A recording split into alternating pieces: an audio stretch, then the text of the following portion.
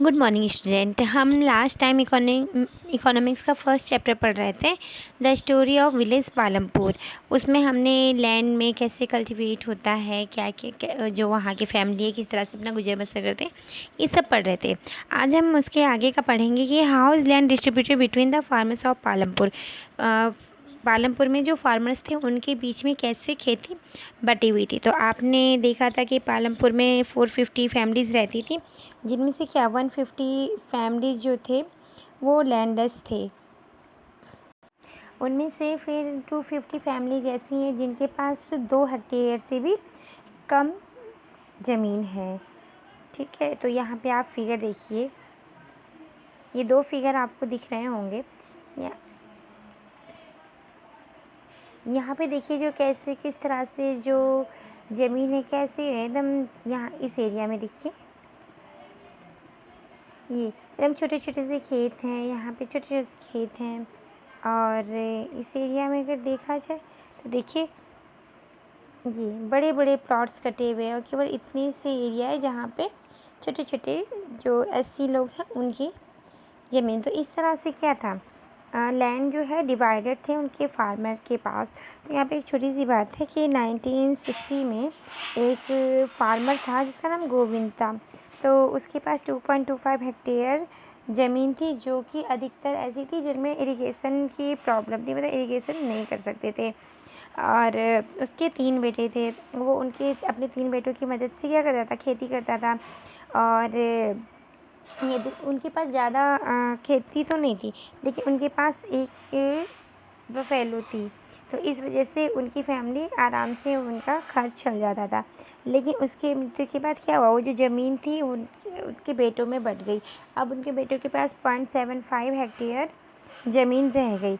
लेकिन अब क्या थी, वो इरिगेशन भी अच्छा हो गया था, मॉडर्न फार्मिंग मेथड्स भी था, सब कुछ था। लेकिन फिर भी उसके बेटे जो है अपना गुजारा नहीं कर पा रहे थे। तो उनको क्या करना है, उनको अपने लिए कुछ अलग काम भी ढूंढना पड़ता था जिससे कि उनका गुजारा ढंग से हो जाए। यहाँ ये फिगर आप देख रहे होंगे कि देखिए यहाँ पे कटाई हो रही है, यहाँ पे इंसेक्टिसाइड डाला जा रहा है, यहाँ पे बैलों से खेती की जा रही है, यहाँ से प्लॉगिंग हो रही है, इरिगेशन हो रहा है। और यहाँ पे सीड डाले जा रहे हैं और यहाँ से मॉडर्न टेक्नोलॉजी यानी कि ट्रैक्टर का यूज़ करके प्लॉगिंग हो रही है। अगर हम इंडिया की बात करें तो जिस तरह से ये देखिए कल्टीवेटेड एरिया है, मतलब 55.4% और 44.6%। ठीक है, तो ये तो हमारा कल्टीवेटेड एरिया है। अब देखिए ये जो ये एरिया है 44.6% का ये एरिया है, वो इंडिया के 85% फार्मर्स के पास है। और ये जो 55.4 एरिया है, इतना परसेंट एरिया सिर्फ 15% के पास है। तो यहाँ पे आप देख सकते हैं कि किस तरह से इंडिया में खेती का डिस्ट्रीब्यूशन किया हुआ है। अब यहाँ पे एक क्वेश्चन आता है कि जो कल्टीवेटेड लैंड है क्या वो अनइक्वल डिस्ट्रीब्यूटेड है पालमपुर में, अगर वो। और दूसरा ये है कि क्या यही सिचुएशन सेम इंडिया में भी है। तो हम बोलते हैं हाँ यही सिचुएशन इंडिया में, क्योंकि देखिए इस ग्राफ में भी वही दिखाया गया है जैसे पालमपुर में डिस्ट्रीब्यूटेड है लैंड। अब यहाँ पे एक क्वेश्चन आता है, who will provide the labour, labour कौन प्रोवाइड करेगा। तो जो छोटे छोटे फार्मर हैं उनके खेतों में, उनके जो लैंड में, फील्ड में कौन होता, वो फार्मर खुद और उनकी फैमिली जो है वो मेहनत करते हैं, लेबर का काम करते हैं, खुद ही फसल बोते हैं, उगाते हैं, काटते हैं, सब काम करते हैं। लेकिन जो मीडियम और लार्ज फार्मर्स होते हैं वो अपने फार्म में किराए पे क्या करते हैं, लेबर्स को अरेंज करते हैं उनका काम करने के लिए। अब ये जो बड़े किसान होते हैं, बड़े फार्मर होते हैं, इनके वहाँ पे लेबर जो है वो कहाँ से आती है। तो इनके वहाँ पे वो फार्मर वर्क करते हैं जिनके पास या तो लैंड नहीं है या तो जिनके पास बहुत ही छोटे छोटे प्लॉट हैं। जो खेतों में अनाज उगता है, ये जो वर्कर होते हैं जो बड़े किसानों के खेतों में काम करते हैं, उनका हक नहीं होता है उस अनाज पे। जैसे कि जो छोटे किसान होते हैं वो अपने फील्ड में काम करते हैं, तो उसमें जितना भी उगता है कि अनाज वो सारा का सारा उनका होता है। लेकिन जो ये लेबर आते हैं दूसरे बड़े बड़े फार्मर्स के फील्ड में वर्क करते हैं, उनका उस पर अधिकार नहीं होता। उनको जो फार्मर होते हैं उनको सैलरी देते हैं, ठीक है। और सैलरी जो है ये मतलब एक तो इन लोग का वर्क ना 2 तरह का होता है। एक या तो उनको पूरे साल भर के लिए एक्वायर किया जाता है कि पूरे 1 ईयर वर्क करेंगे, या तो उनको कुछ समय के लिए एक्वायर किया जाता है। जैसे कि या तो जब बीज बोना हो, हल चलाना हो, या तो जब कटाई वगैरह करनी हो। और ये जो लेबर होते हैं इनको या तो पैसे मिलते हैं सैलरी के नाम पे, या तो कभी कभी कुछ अनाज मिलते हैं।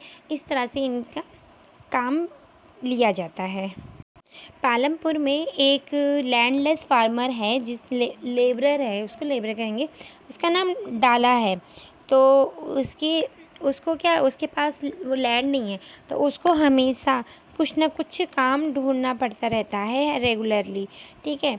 और जो सरकार ने जो लेबर हैं इन लोगों की फिक्स किया है रेट 300 पर डे, मीन्स एक दिन में 300 रुपये एक श्रमिक को मिलेगा। और ये कब फिक्स किया गया है? मार्च 2017 से।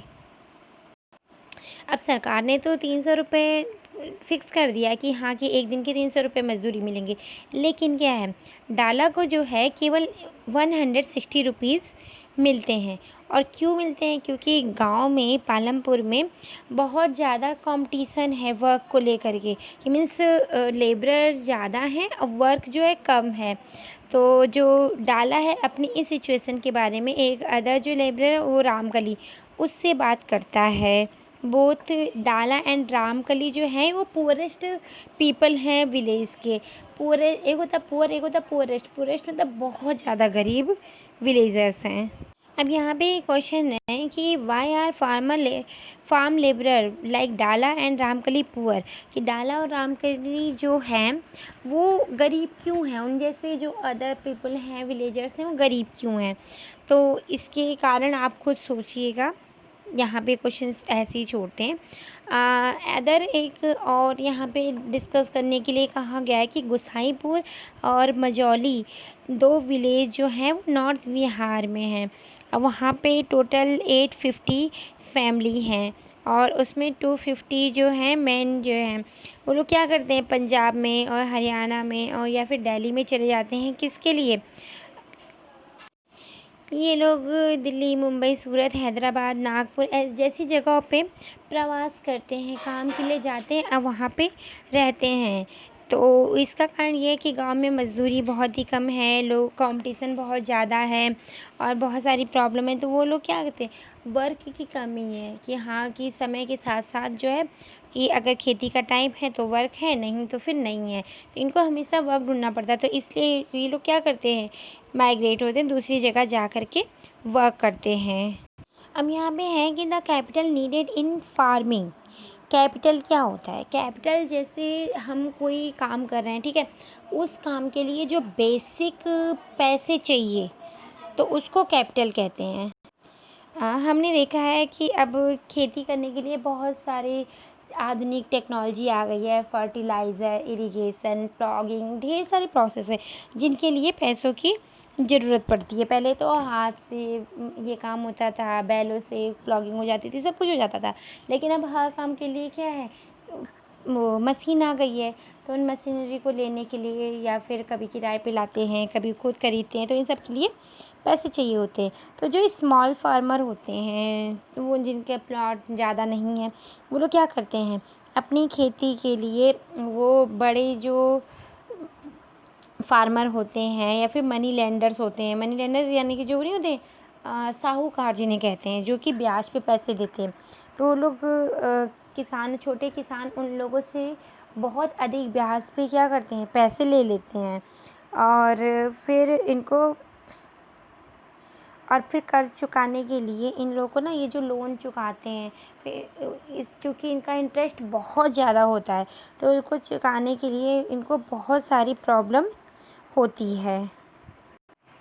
अब यहाँ पे एक छोटी सी स्टोरी है कि सविता जो है एक स्मॉल फार्मर है जिसके पास 1 हेक्टेयर ज़मीन है, ठीक है। और उसमें खेती करने के लिए, सीड लाने के लिए, फर्टिलाइज़र, पेस्टिसाइड्स, इन सारी ज़रूरतों को पूरा करने के लिए उसको लोन लेना है, ठीक है।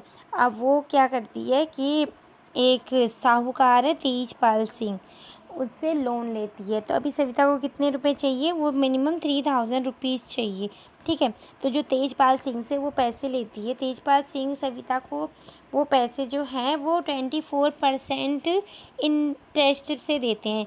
मीन्स 24% मतलब 100 रुपये के 24 रुपये, मतलब 100 रुपये के बदले अब अगर आप किसी को 100 रुपये दे रहे तो वो आपको 124 रुपीज़ वापस करेगा, ठीक है। तो इस तरह से वो तेजपाल सिंह देता है उसको, सविता को लोन।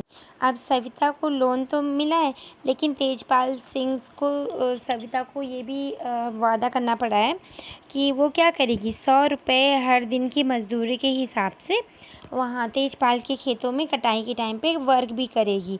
अब अब सरकार ने कहा है 300 रुपये पर डे के हिसाब से पे करना है, लेकिन उसमें जो अदर फार्मर है, बिग फार्मर, वो 160 रुपीज़ पे कर रहे हैं।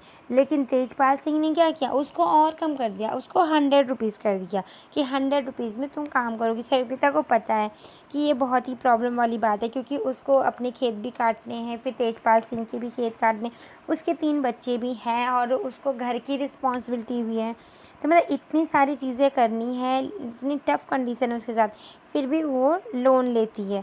वो इतने जो टफ़ सिचुएशन को क्यों एग्री होती है इन सारे कामों को करने के लिए, क्योंकि उसको पता है कि जो स्मॉल फार्मर होते हैं उनको लोन बहुत ही मुश्किल से मिलती है, बहुत ही मुश्किल से लोन मिलता है। तो इसलिए सविता जो है सारी कंडीशन के लिए तैयार हो गई है। अब जो छोटे किसान हैं, इनको क्या होती है, इनको तो मतलब पैसे लोन भी ले रहे हैं, उनको इंटरेस्ट भी देना पड़ रहा है, और खेती में इतना ज़्यादा भी नहीं हो रहा है कि उनको अपने पूरे साल उनका खर्चा चल जाए। इसके अपोज़िट जो लार्ज और मीडियम फार्मर है, इनको खेती से काफ़ी सेविंग हो जाती है। तो और वो सेविंग की वजह से वो क्या होते हैं, वो जो नेक्स्ट हार्वेस्ट के सीज़न में वो इतनी व्यवस्था कर लेते हैं कि उनके पास अच्छी खासी पैसे इकट्ठे हो जाते हैं कि वो नेक्स्ट टाइम पे कल्टीवेट भी करवा ले, सारा खेती भी हो जाए, वो लोन भी दें, इस तरह से चीज़ें होती हैं। अब नेक्स्ट वीडियो में हम पढ़ेंगे कि जो बड़े किसान हैं वो कैसे अपने पैसे बचा लेते हैं, ठीक है। ओके स्टूडेंट, आज इस वीडियो में इतना ही। Thank you.